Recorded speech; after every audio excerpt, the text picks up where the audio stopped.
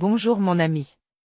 C'est votre amie Julie qui est toujours présente sur le web, pour répondre à vos questions bibliques.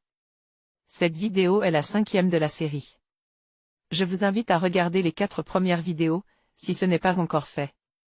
Je suis très contente de vous retrouver pour vous donner, comme je vous avais promis dans la vidéo précédente, un 4e élément de réponse à la question, quel est le secret pour comprendre la Bible? Aujourd'hui, nous avons choisi de vous parler de l'importance de vous fixer l'objectif d'atteindre la maturité spirituelle, dès que vous planifiez de commencer une étude de la Bible. Vous vous posez sûrement la question suivante, que signifie atteindre la maturité spirituelle? Quelqu'un qui atteint la maturité spirituelle, c'est quelqu'un qui sert Dieu, non par devoir, mais par amour. C'est quelqu'un qui adore Dieu, et qui prend beaucoup de plaisir dans le service divin. En effet, sévir Dieu implique le cœur. C'est votre amour pour Dieu, qui doit vous pousser à le servir et à l'adorer. Un premier point, très important qu'il faudra bien retenir, c'est que Dieu ne nous demande pas seulement d'obéir à ses commandements.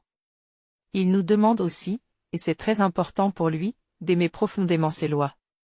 On peut comprendre qu'il est logiquement plus facile d'obéir à une loi, si déjà, nous aimons cette loi. C'est pourquoi la Bible insiste sur l'importance de ne pas seulement obéir à la loi de Dieu. Il faut aussi, et c'est le signe d'une très grande maturité chrétienne, aimer intensément la loi de Dieu.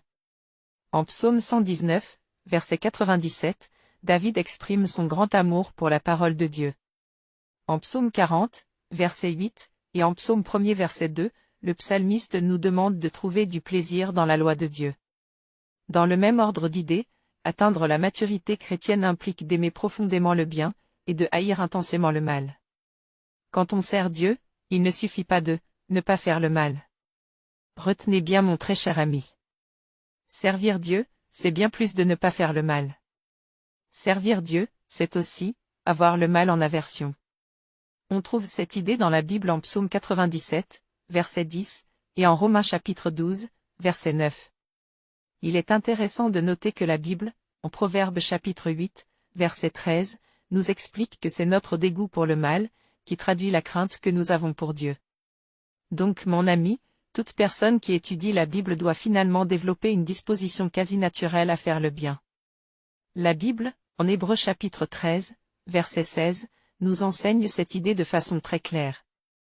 Nous venons donc de vous donner un 4e élément de réponse à la question suivante.